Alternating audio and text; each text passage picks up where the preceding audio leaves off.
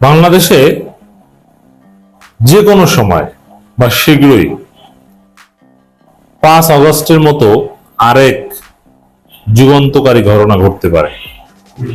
এর অর্থ হচ্ছে আরেকটা বিপ্লব ঘটতে পারে এবং তার নেপথ্যে থাকতে পারেন হাসনাত, নাসিরউদ্দিন পাটোয়ারি, পিনাকি ভট্টাচার্য, মাহমুদুর রহমান, ইলিয়াসরা। আর জামাত শিবির সবসময় আগের মতো ম্যান পাওয়ার সাপ্লাই দিয়ে এই আরেকটা বিপ্লবকে সফল করবে। জামাত শিবির ওই বিপ্লব নেতৃত্ব দিতে পারবেন প্রকাশ্যে, এটা আমরা মনে করি না। দর্শক, এবারের যে বিপ্লব হবে সেটা হবে নতুন সংবিধানের দাবিতে বিপ্লব, পুরনো সংবিধান বাতিলের দাবিতে বিপ্লব, গণপরিষদ নির্বাচনের দাবিতে বিপ্লব। স্পষ্ট কথা, বাংলাদেশপন্থীরা ঐক্যবদ্ধ। এই হাসিনার মুজিববাদী সংবিধানের অধীনে এটাকে বহাল রেখে মুজিব সৈনিক রাষ্ট্রপতি চুপ্পুকে বহাল রেখে বাংলাদেশে কোনো নির্বাচন হতে পারে না।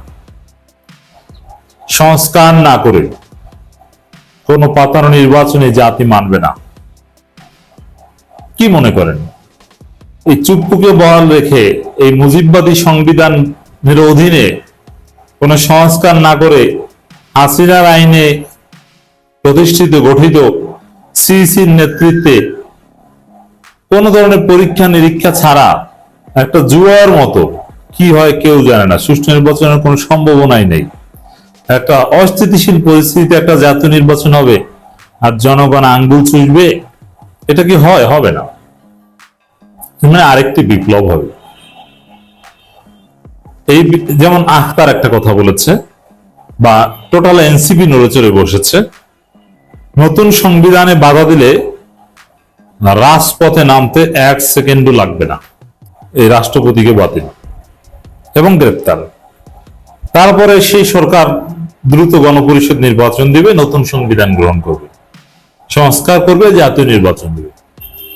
আরেকটা বিপ্লবের আফটার ম্যাথ সহ বলে দিলাম। এখানে কারা নেতৃত্ব থাকবে তাও একটা ধারণা দিলাম। আমরা সেই বিপ্লবের অংশীদার হব, আপনারাও রেডি হন। কারণ এই সংবিধানের অধীনে আমরা কোনো নির্বাচন বা এগুলো হতেই দেবে। এটা পুরোটাই বিএনপি এবং আওয়ামী লীগের পরিকল্পনা হচ্ছে। বিএনপি শুরু থেকে বলেছে না, এই সংবিধান পরিবর্তন করা যাবে না, এটা মুক্তিযুদ্ধের রক্তের উপর ভিত্তি করে সংবিধান, এই সংবিধানের কথা বলছে। দেশে আর একটা বিপ্লব হতে পারে বলে মন্তব্য করেছেন গণ অধিকার পরিষদের সাবেক সভাপতি রেজা কিবরিয়া। জাতীয় প্রেস ক্লাবে আলোচনা সভায় তিনি কথা বলেন। অনুষ্ঠানে গণ অধিকার পরিষদের সাবেক নেতা রেজা কিবরিয়া দাবি করেন, জুলাই আগস্টের শহীদের রক্তের সঙ্গে বেইমানি করেছে বর্তমান সরকার, তারা 1 বছর নষ্ট করেছে বলে মন্তব্য করেন তিনি। শতভাগ একমত। ইউনূস সাহেব নিজেই বেইমানি করেছেন। হাসনাত, সার্জিস, নাহিদদের প্রতি কি স্নেহ ছিল, এখন ওদেরকে চেনেন না। এখন চেনেন তারেক রহমানকে, এখন ইউনূসের কেবলা লন্ডন, এবং ওরাও ইউনূসকে এখন আর ছেড়ে কথা বলছে না, কেবলা পরিবর্তন আহ্বান জানিয়েছে। ইউনূস সাহেব যে বেইমানি করেছেন এটা শতভাগ স্পষ্ট। অতএব ইউনূসকে দিয়ে আর হবে না। ইউনূস ভালো হয়ে যাবে, কেবলা সংশোধন করবে আখতার। এখন তারা গণপরিষদ নির্বাচন চায়। হাসনাত, নাসিরউদ্দিন পাটোয়ারি এরা বলেছে গণপরিষদ নির্বাচন দিতে হবে, এবং এই নতুন সংবিধান এটা যদি না হয় তাহলে আবারও আমরা রাজপথে নামবো, রাজপথ দখল নিয়ে আমরা এই দাবি আদায় করব। ক্লিয়ার কথা। তো এখানে এই 72 সংবিধান, এই চুপ্পু এরা বহাল থাকা অবস্থায় দেশে একটা নির্বাচন হয়ে যাবে, আর কি মনে করেন পিনাকি ভট্টাচার্যরা জীবনে এত কিছু করলো, জীবনে সবকিছু হারালো দেশের জন্য, আর তারা এটা চেয়ে চেয়ে দেখবে? আমি এটা মনে করি না। তারা আর একটা বিপ্লব ঘটাবে। তবে এই বিপ্লবে মজার বিষয়,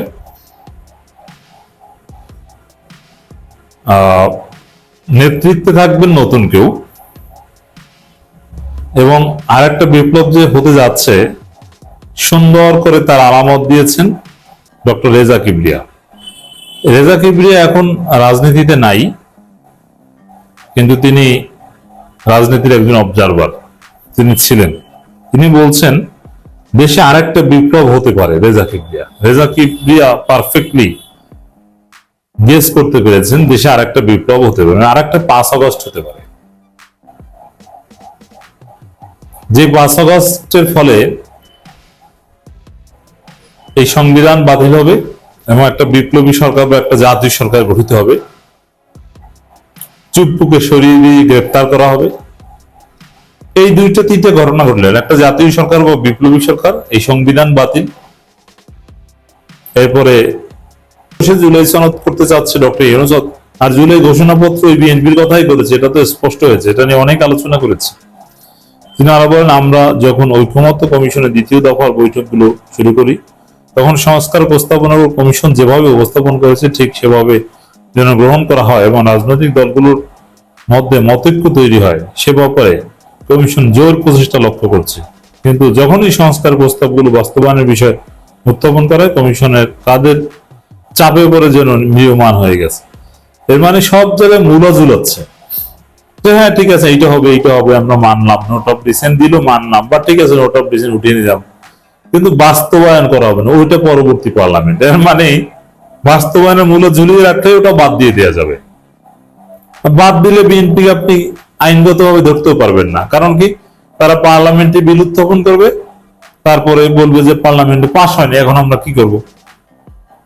এই জন্যে এটা বাস্তবায়ন এই সরকারকে করতে হবে, আর এটা করতে চাইবে না, বিএনপি করতে দিবে না, আর এটা করতে গেলে তো নির্বাচনের ফেব্রুয়ারিতে হতে পারবে না, আর এ কারণেই আর একটা বিপ্লব হতে পারে। হাসনাত আব্দুল্লাহ এবং নাসিরউদ্দিন পাটোয়ারি অপরাজিত চ্যালেঞ্জ দিয়েছেন জাতির উদ্দেশ্যে। চ্যালেঞ্জটা জাতির উদ্দেশ্যে ছেড়ে দিলেও আসলে চ্যালেঞ্জটা মূলত ডিজিএফআই এর দিকে। ডিজিএফআই বিভিন্ন মিডিয়াকে বিভিন্ন তথ্য সরবরাহ করে, দুর্নীতির কল্পকাহিনী প্রচার করে, দুর্নীতির নাটক মঞ্চস্থ করে এনসিপি এই তরুণদের বিতর্কিত করার জন্য, বিএনপিকে হাইলাইট করার জন্য, জিতিয়ে দেওয়ার জন্য। ওর যে চুরির সিন্ডিকেট, চুরি করবে এবং এটা উপর মহল থেকে আবার বৈধতা দেবে, ধরা পড়বে না, ওই সিন্ডিকেটের বিরুদ্ধে বলে এই কারণে দেখতে পারে না। যাই হোক আছে, কিন্তু বেসিক্যালি জামাত সৎ, তারা চ্যালেঞ্জ দিয়ে বলতে পারে আমি 1 টাকা দুর্নীতি করি না। সে জামাতের মতো ঘোষণা দিল নাসিরউদ্দিন পাটোয়ারি এবং হাসনাত আব্দুল্লাহ যে 1 টাকার দুর্নীতিকে প্রমাণ করতে পারবে না। এত সাহসী ঘোষণা, যেখানে ডিজিএফআই বিভিন্ন নাটক নিয়ে তাদের বিরুদ্ধে লেগে আছে, এটা মারাত্মক বিষয়।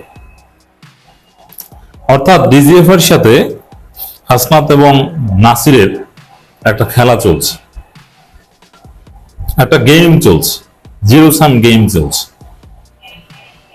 হয় ডিজিএফআই পরাজিত হবে, নইলে হাসনাত নাসিরউদ্দিন পাটোয়ারি পরাজিত হবে। ভাগ বাটোয়ারা করে খাবে তা না, ডিজিএফআই সব প্রজেক্টকে একদম রেড কার্ড দেখিয়ে দিয়েছে। হাসনাত নাসিররা স্পষ্ট করেছে যে না, কোনো ভাগ বাটোয়ারা নির্বাচনে আমরা যাব না। নাসিরউদ্দিন পাটোয়ারির কিছু কথা অত্যন্ত তাৎপর্যপূর্ণ। তিনি বলছেন আবু জাহেলরা বলছে ফেব্রুয়ারিতে নির্বাচন দিতে হবে। হ্যাঁ, আমি একমত, ফেব্রুয়ারিতে নির্বাচন যারা চায় তারা আবু জাহেল, কারণ তারা মোটেই সুষ্ঠু নির্বাচন চায় না। তাদের উদ্দেশ্য হচ্ছে ভোট চুরি করা, কারচুপি করে ক্ষমতায় আসা, জনগণের সুষ্ঠু ভোটে ক্ষমতা আসবে প্রতিদ্বন্দ্বিতা করে, এরকম কোনো চিন্তাই তাদের নেই। এজন্য ফেব্রুয়ারিতে নির্বাচন চায় মূলত আবু জাহেলরা। নাসিরউদ্দিন পাটোয়ারির এই কথার সাথে আমি পুরোপুরি একমত। তো দর্শক, ইউনূসকে নাসিরউদ্দিন পাটোয়ারি, হাসনাত আব্দুল্লাহ তাও হবে না, ইউনূস বিদায়। রেজা কিবরিয়া জানা এই সরকারের হাতে সংস্কার ছেড়ে দেওয়া উচিত না, কারণ সরকার নিরপেক্ষতা হারিয়েছে এবং তাদের পার্টিকে ক্ষমতায় নেওয়ার চেষ্টা করছে। যদিও রেজা কিবরিয়ার হিসাব আলাদা, কিন্তু আসলে বিএনপিকে ক্ষমতা নেওয়ার চেষ্টা করছে। এই অবস্থায় দেশে আরেকটা বিপ্লব হতে পারে, দেশি বিদেশি বিনিয়োগকারী বর্ষা পড়ছে। যাই হোক, আর একটা বিপ্লব হতে পারে, এটা ঠিক। এবং এনসিপি চায় গণপরিষদ নির্বাচন, এবং এজন্য তারা বিপ্লবী স্তরে কথা বলছে। এই যে নাসিরউদ্দিন পাটোয়ারি যে বক্তব্য নিয়ে তুমুল আলোচনা হয়েছিল, ওটা তো বিপ্লবী কথা, যে ফেব্রুয়ারিতে নির্বাচন হবে না, ওটা স্রেফ বিপ্লবী কথা।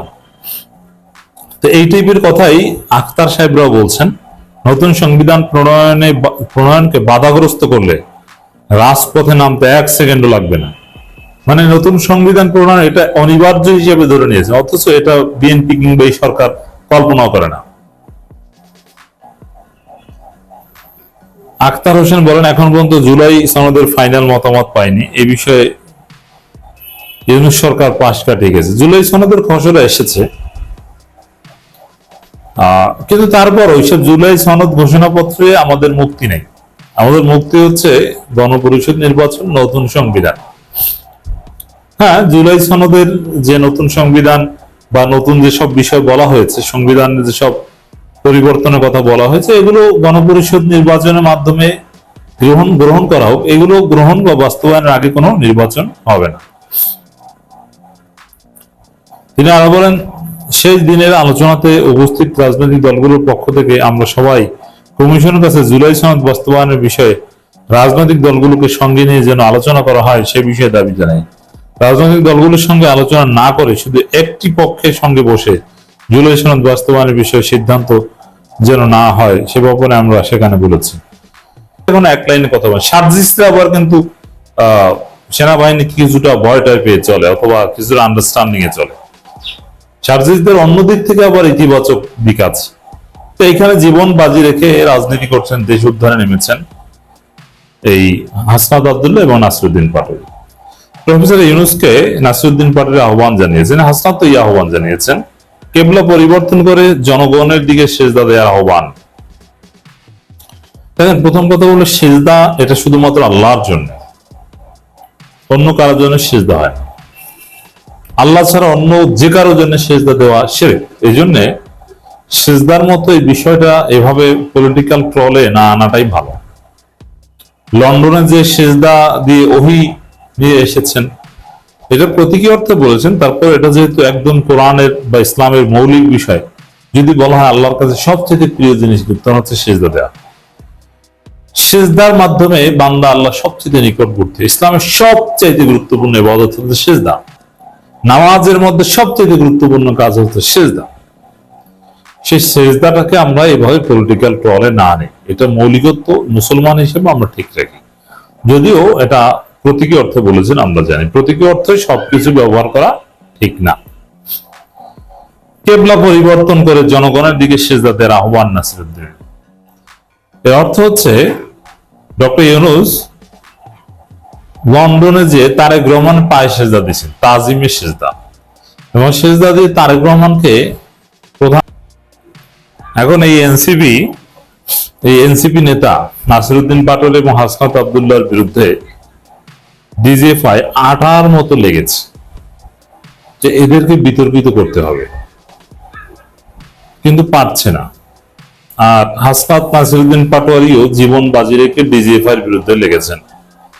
বাংলাদেশের ইতিহাসে ডিজিএফআই এর বিরুদ্ধে ডিজিএফআই ভেঙে দিতে হবে, সংস্কার করতে হবে, না হলে ডিজিএফআই বিল্ডিং এ ইট খুলে আনবো, এত জোরালো বা এত কঠিন ঘোষণা কোন রাজনীতিবিদ জীবনও দিতে পারেনি, যেটা নাসিরউদ্দিন পাটোয়ারি এবং হাসনাত আব্দুল্লাহ পেরেছে। অথচ বাস্তবতা তো এটাই, আসলে এই হাসনাত আব্দুল্লাহ নাসিরউদ্দিন পাটোয়ারিরা যা করেছেন এটা তো বাংলাদেশের ইতিহাসে বর্তমান কোন রাজনীতিবিদরাই করতে পারেনি, কেউ পারেনি।